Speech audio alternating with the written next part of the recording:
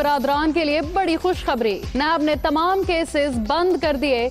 चौधरी शुजात परवेज इलाही के खिलाफ इंक्वायरियां बंद कर दी। डिप्टी प्रोसिक्यूटर जनरल नैब का लाहौर हाई कोर्ट में बयान। अदालत ने दरखास्तें गैर मुअस्सर होने पर निपटा दी।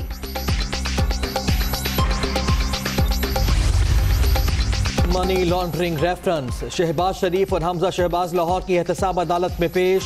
सिक्योरिटी के सख्त इंतजामात। अब तक कोई करप्शन साबित नहीं हुई। हर मंसूबे में पैसे की बचत की। Opposition leader. हुकूमत गिर चुकी है। आप हर रोज एक स्कैंडल देखें। कौमी खजाने से कमीशन मांगते पकड़े गए हैं। चीनी, आटा, रोटी, बिजली सब चोरी करवा दी है। मतलब ऐसी नालायक, नाअहल, चोर और करप्ट टोला जो है वो पाकिस्तान की तारीख में कभी हुकूमत में मुसल्लत नहीं हुआ। इसलिए यह हुकूमत घर जा चुकी है। हुकूमत गिर चुकी है। मुल्की तारीख में ऐसा टोला पहले कभी मुसल्लत नहीं हुआ। आटा, चीनी, बिजली, गैस सब कुछ चोरी हो चुका। आए रोज के स्कैंडल्स बता रही हैं, इनके पास करने को कुछ भी नहीं। मरियम औरंगजेब। जाली राजकुमारी लंदन हाई कोर्ट के फैसले के बाद बताए बैरून मुल्क 76 जायदादें किसकी हैं। पीडीएम का जलसा ठुस और बयानिया फुस हो चुका। इससे ज्यादा लोग तो सहूलत बाजारों में होते हैं। फिरदौस आशिक अवान का तंज।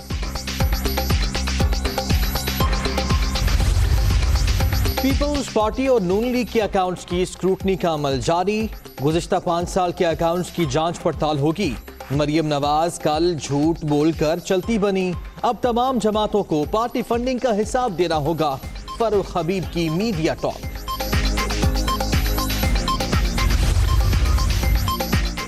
इलेक्शन कमीशन ने पीडीएम की तनकीद को मुस्तरद कर दिया। इदारा आईनी और कानूनी जिम्मेदारी से पूरी तरह आगाह है। फॉरेन फंडिंग केस को जल्द मंतकी अंजाम तक पहुंचाया जाएगा। तर्जुमान। वजीर आजम का आज जनूबी वजीरिस्तान जाने का प्रोग्राम। इमरान खान तामीर और तरक्की के मुख्तलिफ मंसूबों का आगाज करेंगे। कामयाब जवान प्रोग्राम के तहत रुकूम की तकसीम और कबायली अमायदीन से खिताब भी शेड्यूल।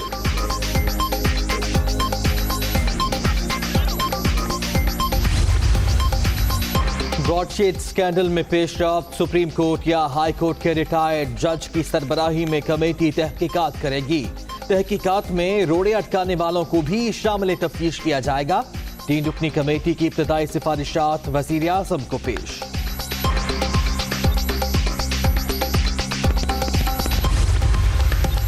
लापता शहरी बाजियाब न होने पर सिंध हाई कोर्ट का इजहार बरहमी। सेक्रेटरी दाखिला, सेक्रेटरी दिफा, एडिशनल आईजी कराची तलब। शौकास का वक्त गुजर गया। हथकड़ी लाएं और तफ्तीशी ऑफिसर को जेल भेजें। ये ड्रामा अब बंद होना चाहिए। अदालत। कोरोना ने मजीद 48 अफराद की जान ले ली। अब तक 11,103 अमवात, 1,772 नए मरीज।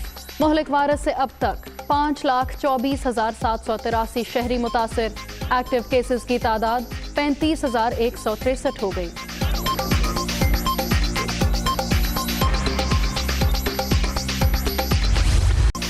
फ्रंटलाइन वर्कर्स का तहफ़्फ़ुज़ अव्वलीन तरजीह। खैबर पख्तूनख्वा में 20,000 डॉक्टर्स पैरामेडिक्स को पहले मरहले में कोरोना वैक्सीन लगाने का फैसला। महकमा सेहत के एहलकारों को दीगर सहूलियात भी देने का प्रोग्राम।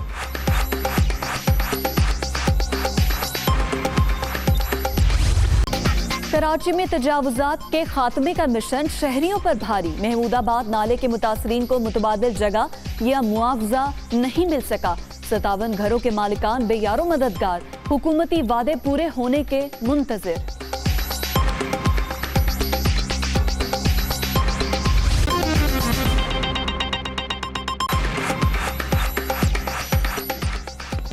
दुनिया न्यूज में खुश आमदीद। मैं हूँ फिजा जमाल। मैं मोहम्मद दानिश और मैं हूँ आपके साथ फिजा रियाज। हेडलाइंस आपने जान ली, खबरों की तफसीलात इस ब्रेक के बाद।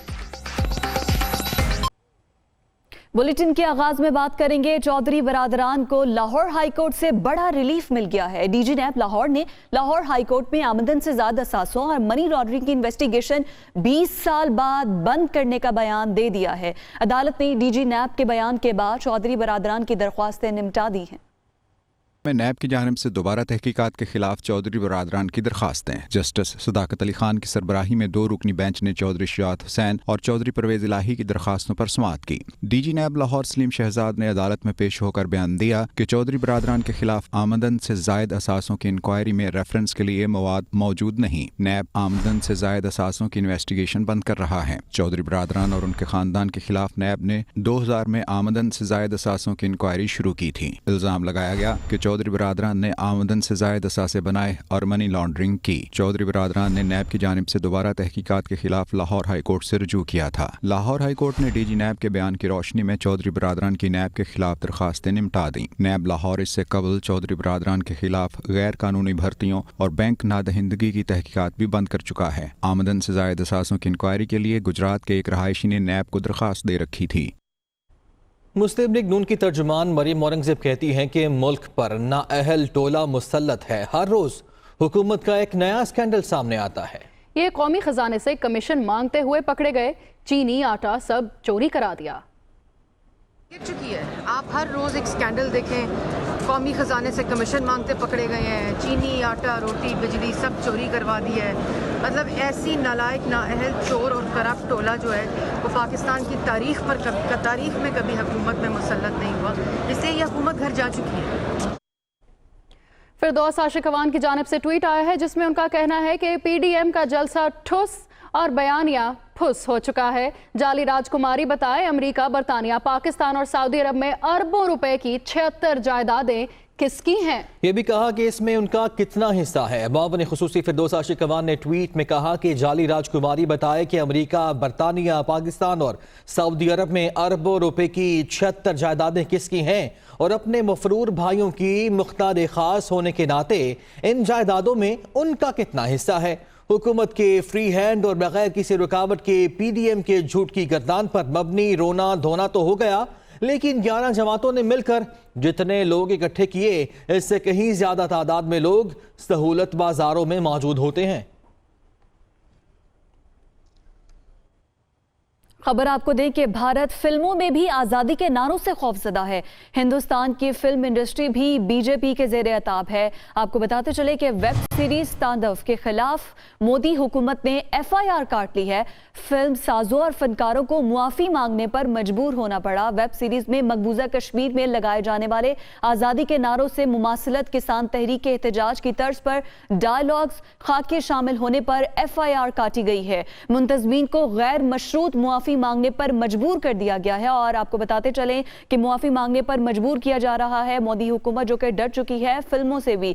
इसी पर मजीद बात करते हैं deputy bureau chief Islamabad Mohammad Imran हमारे साथ मौजूद हैं। मोहम्मद इमरान मजीद बताएगा।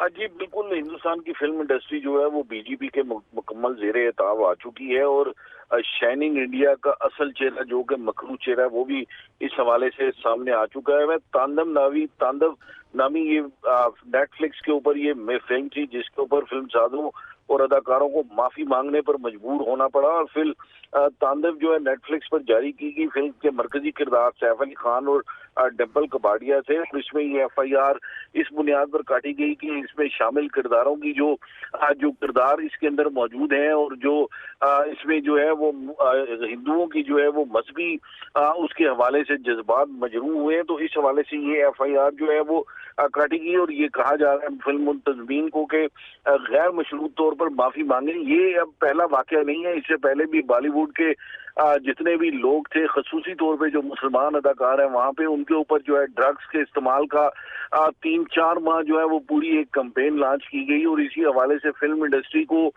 काफी जो है बुरे तरीके से बदनाम जो है वहाँ पे बीजेपी गवर्नमेंट जो है वो कर रही है। और एक शो इसी हवाले से होना था जिसमें मुनव्वर फारूकी जो थे, उसमें मध्य प्रदेश में उन पे 1 जनवरी को स्टेज ड्रामे में मुमकिन हिंदुओं के खिलाफ डायलॉग के हवाले से भी एफआईआर काटी गई और इस मुश्तिल हजूम ने मुनव्वर फारूकी को पहले अगवा किया और फिर उसके बाद पुलिस के हवाले कर दिया। तो इस हवाले से हिंदुस्तान का जो हर सेगमेंट ऑफ सोसाइटी है उसके अंदर जो इनका सैफरन टेररिज्म है उसके हवाले से इनका मकरू चेहरा जो है वो सामने मकरू चेहरा सामने आ और गया है। मोहम्मद इमरान हमारे साथ ही रहेगा। ब्रिगेडियर रिटायर्ड गजफ्फर अली ने हमें ज्वाइन किया है, दिफाई तज्जियाकार हैं। बहुत शुक्रिया सर आपके वक्त के लिए। 100 करोड़ की आबादी वाला मुल्क भारत के वजीर आजम है जो खुद को बहुत ताकतवर समझते हैं और अब हवा निकल गई है एक फिल्म में नारे लगने से, क्या कहेंगे आप इस पर? असल में ताकत दो तरीकों से होती है, जो आपने नरेंद्र मोदी की ताकत की तरफ इशारा हुआ। एक ताकत होती है जो अपनी जात के जरिए, अपनी पॉलिसीज के जरिए, जब आप प्राइम मिनिस्टर लेवल पर जाए, अपनी डिलीवरी के जरिए, अपने विजन के जरिए जो है वो लोगों तक कन्वे करते हैं। एक ताकत होती है जब आप में ये चीजें नहीं होती, आप में काबिलियत नहीं होती, विजन नहीं होता, स्ट्रेंथ नहीं होती, पॉलिसीज रियलिस्टिक नहीं होती, आवाम की इंटरेस्ट से मीट नहीं करती, तो फिर आप इस्तेमाल करते हैं दुनिया में हिटलर नुमा टैक्टिक्स। जैसे हिटलर ने लोगों को अपनी तरफ खींचने के लिए एक ऐसा नारा लगाया जो रेस पे बिलीव करता था। इसी तरह नरेंद्र मोदी ने लोगों को अपनी तरफ खींचने के लिए नारा लगाया जो दहशतगर्दी पे बिलीव करता था, जिसका लेसन था कि मजहब को दहशतगर्दी के लिए इस्तेमाल करो। और वो उसने इसलिए लगाया कि आरएसएस जिस पार्टी का वो मेंबर है